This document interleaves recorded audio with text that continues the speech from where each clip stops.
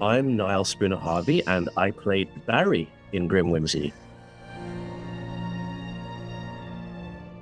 I just thought so. The role was described to me as sort of a traumatized Vietnam vet in the age range that I can play, and my dad was a veteran with some issues of his own, and I thought, it sort of speaks to me in a way, and I liked I liked the audition side that I was given to read, so I thought, yeah, this is fantastic. So the main scene with Barry is the scene with Dr. Summers where he's opening up about his problems, and it's very easy to think of someone like Barry as just this basement dwelling monster who does extremely yucky things, and you could sort of ham it up or really kind of try and overdo that sort of internal darkness sort of angle. But here is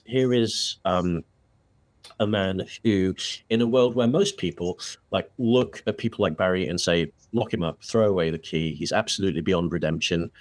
He's met this rarely compassionate sort of psychiatrist, Dr. Summers, and he's been given a real chance at rehabilitation and reform, and working past his prior actions to this kind of redemptive arc.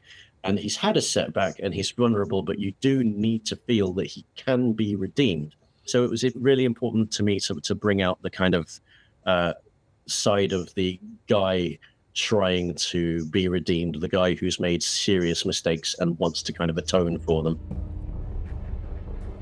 Grim Whimsy is the first film that I've done, and it is really, really different from theatre, because I think you've got to be super patient on a film set because there's so much setup to do, and also, theatre's a lot about sort of big expansive movements and using the space, whereas for film, you've more got to keep as still as possible and sort of be as economical as possible to just stay in the shot and not cause chaos. So yeah, it was a really, really different experience and really fun. Just the amount of collaboration that goes on in a film set, and the fact that, even for the smallest, tiniest shot, you've got 20 people in a room. That's, it was really awesome. And it's something that I'd love to do again. Alyssa is, so Alyssa's directing style, I said, patience is a virtue on a film set. I found Alyssa to be incredibly patient, and also just very good at giving very clear instructions. Like, the last thing you need on a film set is chaos. And Alyssa's super competent, super organized, was on top of everything, and it made me feel very comfortable as an actor to sort of know that the process was really organized. Another thing that I want to say is that, so I've got some sort of small mobility issues as an actor, and anytime that I had a problem with kind of my mobility, or I needed some accommodation to be able to get into a shot or do a shot properly, Alyssa was super accommodating about that, which, is not often the case. And so I was especially appreciative of that. So I know a lot of people, a lot of people of all genders with very complex medical histories, and there is a theme of, if you're not a man, you don't get listened to as well, and sometimes it's like banging your head against a brick wall, and yes, so there are a lot of biases there, and it does very much, it's still an issue. I read stories on from my Facebook friends about it all the time, about I went to see the doctor and I still don't feel like the doctor's taking me seriously. A lot of close friends have had the same experience. That's not to discredit the medical profession as a whole during the time of COVID. I mean, everybody's working extremely hard, but it is a pattern that I know about, and it's difficult enough as a man with a complex medical history to sort of get people to really listen. But I feel like the stories I hear is an order of magnitude more difficult if you're not a man.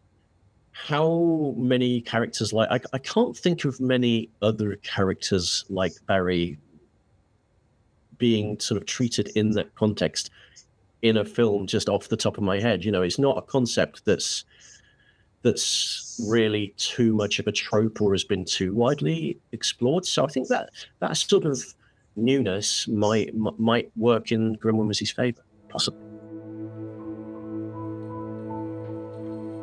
So which character do I feel the closest kinship to?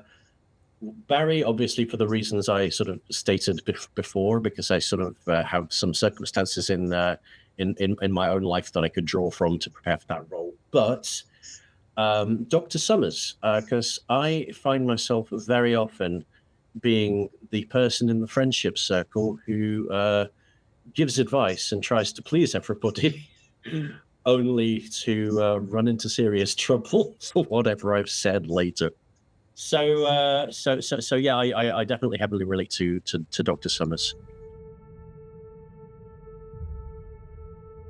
I cannot wait to see Grim Whimsy because, I mean, in terms of what's unorthodox about it. So, for example, you know, I hear about films that sort of have 3-week shoots and everything's done, 6-week shoots and everything's done. This is a film that's been meticulously put together, and I just feel it's going to be such a sort of marvelous production at the end of it. So I'm really excited to sort of see the attention to detail that's gone into it and to see the end product of that. I feel like, you know, the planning that's gone into it in terms of the location scouting and the meticulous shooting and planning of each scene, it was just really methodically done. And so for that reason, I'm sort of really looking forward to seeing the end result, because I think there's a lot of craft that's gone into this one. Don't play fast and loose with other people's trauma. Listen properly and be present. I hope they'll take the main message away, but I also think that they'll very much be entertained, because there's quite a lot of thrills and spills and gore in the film, as well as a sort of thoughtful message behind it.